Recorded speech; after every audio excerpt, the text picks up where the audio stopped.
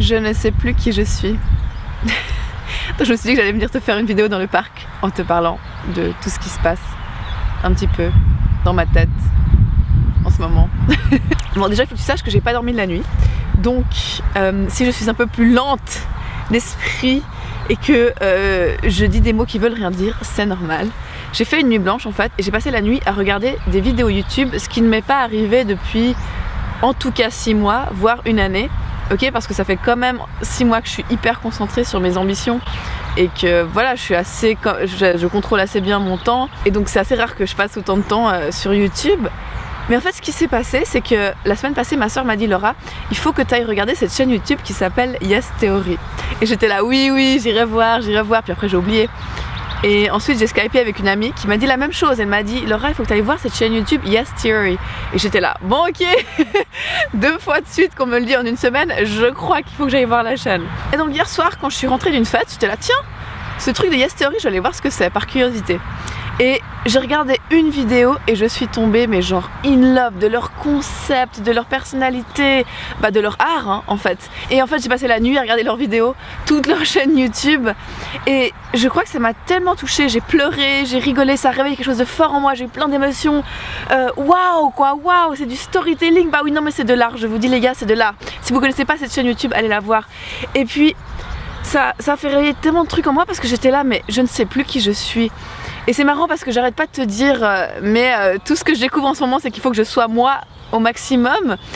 Puis il y a vraiment cette notion compliquée de oui mais qui je suis en fait, c'est qui ce moi. Et bon là tu vas me dire attends Laura, qu'est-ce que tu racontes, qu'est-ce que tu veux me dire par là? Oui alors attends, j'enlève ma veste et je continue. Quand je parle, j'ai chaud. Donc le concept de cette chaîne YouTube, c'est une bande de potes qui ont décidé, je crois il y a 4-5 ans en arrière quand ils ont créé la chaîne YouTube, que la vie c'était court et que la vie c'était avant tout des connexions humaines, c'était se dépasser, c'était faire des folies, c'était oser, c'était dire oui, hein, Yes Theory. Bon allez voir la chaîne parce que je peux pas décrire le travail, c'est un truc qui se ressent. Mais ça réveille quelque chose de profond chez moi parce que je suis cette personne là, tu vois. Vous connaissez peut-être, je sais pas ce que vous connaissez de moi en fait, j'en ai aucune idée de l'image que vous percevez de moi. Vous qui êtes derrière vos écrans et même les personnes qui faites partie de ma vie, je ne sais pas exactement l'image que vous avez de moi. Même moi parfois je ne sais pas forcément l'image que j'ai de moi. C'est pas très important tout ça parce que pour moi le plus important c'est de vivre un maximum dans l'instant présent et dans le flow, n'est-ce pas? Et c'est là qu'on est le plus vrai je crois.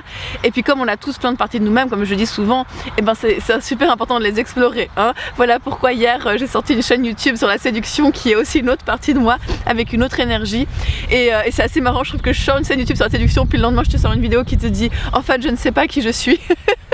Et puis bref, pour revenir à cette histoire de Yes Theory, ça a réveillé ce côté chez moi qui est tellement aventureux et tellement créatif et tellement genre qui dit oui à la vie. Je ne sais pas si vous savez mais dans mon histoire de vie je suis quelqu'un de hyper spontané, hyper genre je dis oui à des trucs ouf. En fait ce qui m'a le plus aidé dans mon parcours de timide et d'introverti ça a été mon côté très rebelle et mon côté quand même qui dit il y a un moment il y a un truc qui se clique, je sais pas, qui fait un déclic dans mon cerveau où je dis merde j'y vais. Et donc je suis quelqu'un qui peut très facilement aller parler à des gens que je connais pas, qui très spontanément à plein de fois dit oui à la vie, oui à des trucs fous. Je suis le genre de personne qui quand j'étais en Argentine et que j'ai rencontré 2 Hollandais dans le nord de l'Argentine alors que j'avais déjà pris mon billet pour le sud de l'Argentine et qui m'ont dit que j'étais tombée amoureuse de l'un d'entre eux et qui m'ont dit Laura tu viens avec nous, on va partir en Bolivie à moto, on va acheter des motos, on va partir en Bolivie. J'ai dit oui tout de suite et j'ai déchiré mon billet. Non c'est pas vrai, je suis allée le rendre. Mais voilà, je suis le genre de personne qui dit oui à ces choses. Je suis le genre de personne qui suis partie de Genève jusqu'en Corée du Sud en prenant bus, train, bateau parce que j'avais pas envie de prendre l'avion et parce que je voulais aller à l'aventure et que du coup j'ai fait exprès de prendre le transsibérien et d'être en 3e classe et d'être avec plein de Russes. Et voilà, je suis le genre de personne qui est campée sur l'île du lac Baïkal et on avait tellement froid et c'était une aventure de ouf. Je suis le genre de personne qui décide de partir à l'autre bout du monde sans rien connaître de la langue du pays et qui finit toujours par me recréer une vie, tu vois. Je suis le genre de personne qui quand je décide de quelque chose j'y vais et j'y vais à fond et voilà, et je suis le genre de personne qui dit oui à des soirées folles, qui dit oui à des aventures, qui dit oui à plein de choses en fait, et puis qui a cette volonté de constamment vouloir me laisser surprendre par cette vie en me créant plein d'opportunités comme ça, en allant au bout de toutes mes idées créatives. Et peut-être que là je t'apprends rien de nouveau et que tu me diras bah oui mais ça on s'en était douté, bah peut-être, mais je crois que tu réalises pas à quel point en fait. Et là où je veux en venir c'est que j'ai tellement de parties de moi que j'arrive pas tellement à comprendre encore comment elles s'imbriquent entre elles. J'ai encore beaucoup de peine à concevoir le truc. C'est comme si, je sais très bien qu'ils disent que c'est quand tu regardes en arrière que tu peux comprendre, tu vois ton parcours, mais pour l'instant, comme je suis à chaque minute en plein dedans, j'ai l'impression que chaque jour je me redécouvre et que je suis là, ah ok putain mais j'avais oublié cette partie de moi, j'avais oublié la partie séductrice, maintenant je sors ma chaîne YouTube sur la séduction, j'avais oublié ma partie complètement folle, aventurière, qui crée des trucs de ouf quand elle a décidé. Et d'ailleurs tu sais, c'est cette partie là de moi qui m'aide beaucoup dans l'entrepreneuriat. Je vais te donner un exemple, en fait je racontais ça à une amie, puis elle avait l'air super impressionnée, alors qu'en fait pour moi c'était pas si ouf. J'ai réalisé que c'est parce que je suis quelqu'un qui fait ce genre de choses, tu vois. Je suis une badass putain de merde, mais pardon, mais quand j'avais réservé une grande salle pour un événement à Genève et que quelques jours avant la date de l'événement, personne s'était inscrit alors que moi j'avais imaginé 50 personnes qui allaient venir, qu'est-ce que j'ai fait? Est-ce que je suis le genre de personne qui baisse les bras? Non, pas du tout. Tu sais ce que j'ai fait? Bon, alors j'ai contacté la propriétaire de l'endroit où j'avais loué la salle pour qu'elle fasse du marketing, et donc elle avait partagé une vidéo de moi qui parlait en anglais de l'événement, et puis elle a eu je sais pas combien de vues finalement cette vidéo, ce qui a ramené des gens. Et je me souviens aussi très bien, je me suis dit ça va pas être suffisant. Alors mon ami Mathieu, avec qui d'ailleurs je vais organiser le séminaire de séduction à Genève, il était à un afterwork, il m'a dit tu devrais venir. Je suis allée le retrouver à l'afterwork, il était avec un ami et je leur ai dit écoutez les gars, je sais pas ce que vous faites ce soir, mais moi je vais chercher des participants un à un pour mon événement qui est dans 3 jours, tu vois. J'ai pas assez de gens, je m'en fous, je vais les chercher à la mano quoi. Je vais les chercher parce que je suis une badass, je suis une entrepreneuse, je suis une créative, putain. Je ne me laisse jamais abattre quelle que soit la situation. Et ça c'est qui je suis, c'est parce que j'ai ce grain de folie, ce grain de j'ai pas peur de parler à des gens que je connais pas. Enfin oui j'ai peur mais je le fais quand même. Voilà. Et finalement oui on a eu 40-50 personnes, il y en a qui te diront que c'était 30 mais c'est pas vrai, c'est parce qu'ils savent pas compter. Bref oui, ce côté folie créative ça me sert vachement dans l'entrepreneuriat, mais tu vois des fois je me sens un peu perdue parce que par exemple j'ai fait plusieurs formations de coaching et à chaque fois dans les formations de coaching je me sens pas tellement en phase avec les autres participants, les autres participantes, parce que pour moi il manque un côté hyper créatif, tu vois. À chaque fois j'ai envie de dire ouais c'est cool vos business plans, vos trucs tu vois de marketing et tout, mais moi j'ai envie de savoir où est la créativité pure, la folie, tu vois. Et ça à chaque fois j'amenais mon grain de sel là-dedans, ou bien j'ai vraiment envie de toujours quelque chose de puissant, un message, quelque chose qui m'emporte, du storytelling, des émotions. Et pour moi ça manque tellement dans le monde de l'entrepreneuriat parfois et du business. Et en même temps j'adore le business, j'adore l'argent. D'ailleurs je comprends pas qu'on puisse pas aimer l'argent dans ce monde-là. Pour moi les gens qui n'aiment pas l'argent manquent sacrément d'imagination. Si vous pouvez imaginer tout ce qu'on peut faire avec l'argent dans ce monde, alors tu me diras oui sans aussi, mais alors avec, mais tu réalises pas moi les projets créatifs de ouf que je te fais avec énormément d'argent. Mais bref, dans le monde du business, que j'adore quand même, je suis le genre de personne qui se ramène à des conférences où il y a que des mecs en robe fleurie et qui comprend peut-être pas la moitié, mais je suis là parce que je sais que j'ai cette partie de business ce mois et j'adore ça, j'adore quand on parle d'investissement, j'adore ce côté finance, ouais c'est ce côté business qui est aussi en moi.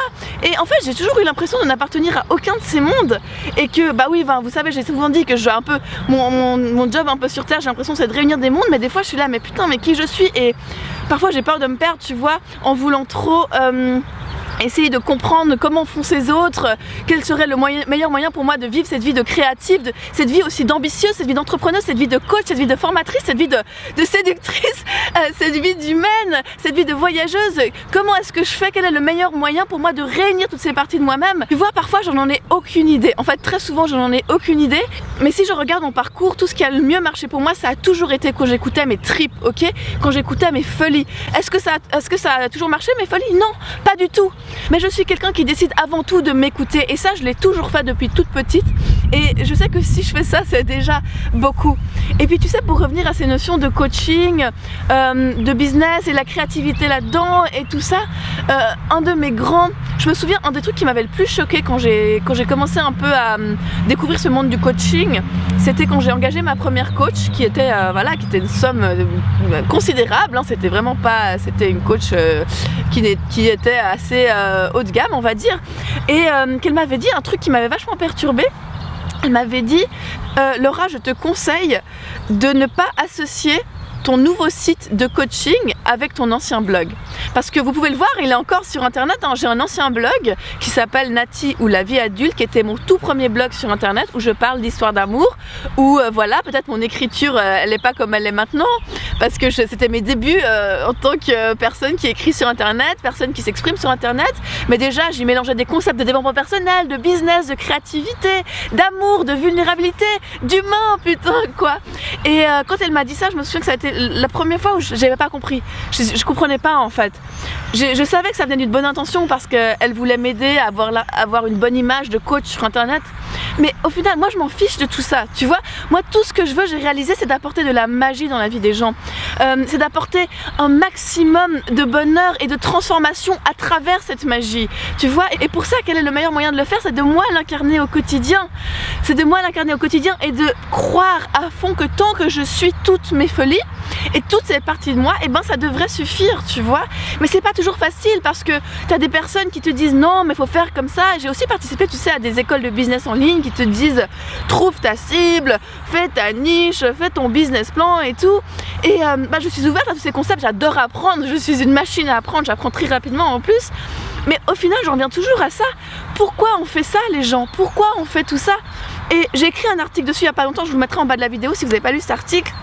Je disais mais moi je fais tout ça au final pour être un maximum moi, et j'arrête pas de le dire en ce moment, mais j'ai l'impression que je dois le redécouvrir chaque jour et que j'ai redécouvert cette nuit en regardant ces vidéos de cette chaîne YouTube de mecs qui s'amusent à fond, et je suis là, des fois j'ai l'impression que j'ai un peu trop délaissé, tu vois, ce côté challenge, défi, s'amuser, parler à des gens que je connais pas, alors que c'est un côté en moi qui est super fort et qui est très présent, et que j'ai plein de projets créatifs liés à ce côté là de moi, tu vois. Et oui, donc j'ai vraiment cette impression que c'est un travail tous les jours de revenir à cette source qui est en moi, tu vois, de revenir à cette source créative, de revenir à toutes ces parties de moi et de les réaligner à chaque fois, et de m'autoriser à les exprimer toutes de la façon différente dont elles vont s'exprimer, tu vois. La partie séductrice de moi, elle s'exprime avec une énergie complètement différente et beaucoup plus douce, ça n'a rien à voir, mais c'est aussi moi. La partie qui serait super créative et puis qui ferait des projets du type de cette chaîne YouTube, et ben elle a une partie complètement différente que la meuf qui est leader, qui a un message, qui fait des conférences. Et quand je fais mes conférences, que ce soit sur internet ou quand je fais mes lives ou bien dans la vraie vie, quand je suis dans le flow, je sais que je suis une messagère, tu vois, je sais que je porte un message puissant, je sais que je suis une leader et que je ne suis pas seulement une créative qui m'amuse, mais en fait les créatifs qui s'amusent, c'est aussi des personnes qui portent un message. Enfin, bref, tu vois, j'avais envie de te partager un peu tout ça, toutes ces choses qui me traversaient l'esprit cette nuit, et de me réveiller en me disant mais merde, je ne veux jamais me limiter dans ma créativité, je ne veux jamais me limiter dans mon parcours de businesswoman qui va gagner beaucoup d'argent, je ne veux jamais me limiter dans ma partie leader de moi-même qui va créer des choses à grand impact pour tu vois, avoir un impact sur l'humanité et transformer les choses. Je ne veux jamais me limiter. Et d'ailleurs de toute façon, quand tu regardes le point commun entre toutes ces personnes qui vont loin, que ce soit des personnes créatives, des personnes plutôt entrepreneurs, voilà, des artistes ou autres, ce sont toujours des personnes qui se sont vraiment dédiées à ce qu'ils faisaient et qui croyaient vraiment à ce qu'ils faisaient. Et donc ça c'est quelque chose qui m'aide un peu dans cette quête, tu vois, du moi, c'est de me dire déjà si je crois à mon flow, si je crois à ma joie et que je crois vraiment à ce fait d'oser chaque instant faire ce qui me donne envie, même si on me dit ça ne sert à rien, même si on me dit attention on va penser ça de toi, même si on me dit attention ça respecte pas le business model précis, et moi tu sais quoi, moi je vais leur montrer qu'on peut faire plein d'argent en s'amusant et en redécouvrant à chaque instant toutes les parties de soi-même. Il commence à pleuvoir. Oh my god. Il pleut. Je sais pas si c'est le ciel qui me dit Laura, ça suffit, ton message est passé, tu peux t'arrêter. Je voulais finir en fait avec une citation que j'ai postée hier sur Instagram. Tu me suis pas encore sur Instagram? Dans mes stories Instagram. Tiens, je vais essayer de la retrouver. Bon, c'est une citation de John Steinbeck qui parle de l'écrivain et du rôle de l'écrivain. Et qu'en fait, je vais pas la dire en anglais parce que je trouve qu'elle est pas facile juste comme ça, mais qu'en fait, le rôle de l'écrivain, c'est de célébrer la capacité de l'être humain pour être courageux, pour être dans son cœur, pour être, tu vois, dans la compassion et dans l'amour, et que si un écrivain n'a pas cette foi en l'humanité et cette foi au fait que notre rôle en tant qu'humain, tu vois, c'est de retourner à ça, et notre rôle en tant que créateur, c'est de montrer au monde, d'aider les gens à se reconnecter à ça, et puis il dit on n'a pas sa place en tant qu'écrivain si on ne fait pas ça. Mais d'une certaine façon, je suis d'accord avec lui. Pour moi, toutes ces histoires de business, toutes ces histoires de créativité, tout ce qu'on peut faire aujourd'hui à l'aide de la technologie et des milliers de façons qui sont possibles de faire de l'argent, de faire passer un message, de faire des choses juste incroyables. Pour moi, le centre de tout ça devrait toujours nous ramener à ça, à nous reconnecter à ce que c'est d'être un humain. N'est-ce pas? Pour moi, c'est ça le rôle d'un artiste, c'est ça le rôle d'un créateur. Et pour moi, c'est aussi ça le rôle d'un entrepreneur. Et donc, voilà pourquoi tout ce que je vais faire, au final, ça va se tourner vers ça. Aider les gens à se reconnecter à ce que c'est vraiment d'être un humain. Et être un humain, bah, c'est être cet être complexe, qui a plein de parties différentes de lui-même, qui sait pas toujours où il va, qui est pas toujours parfait, n'est-ce pas? Mais qui ressent des émotions et qui vit et qui s'autorise et qui s'améliore constamment et puis qui fait des erreurs et puis qui continue. Et puis qui surtout est dans l'amour et dans la joie et dans la créativité. Et si j'arrive à faire réveiller ça, c'est un maximum de personnes, mais ce serait tout, tu vois, pour moi. Et encore la semaine passée, j'étais avec quelqu'un qui à un moment donné, elle parlait de sa passion et il y avait comme cette flamme de jeune fille qui se réveillait en elle et puis c'était, tu vois, c'est son enfant intérieur qui se réveille. Et moi, si je pouvais juste observer des humains chez qui ce moment où ils parlent de leur passion, ils se reconnectent, tu vois, à qui ils sont vraiment, à ce côté dans la joie d'eux-mêmes. Si je pouvais juste vivre ma vie en observant les gens se réveiller là-dedans et donc en aidant un maximum de personnes à faire ça, et ben je serais comblée à vie, tu vois, ça me met tellement en joie.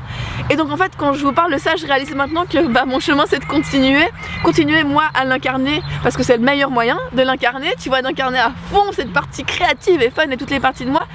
Et puis surtout concrètement, comme j'ai aussi mes compétences d'entrepreneuse, mes compétences de businesswoman, comme je l'ai dit dans des lives récemment, d'aider un maximum de personnes à réveiller ce côté créateur en eux, à gagner de l'argent avec, parce qu'on vit dans un monde où il y a de l'argent, et puis vraiment à créer cette révolution des créateurs, parce que pour moi c'est avant tout se reconnecter à ce que c'est d'être un humain, en fait, d'être un humain dans la joie et dans l'amour.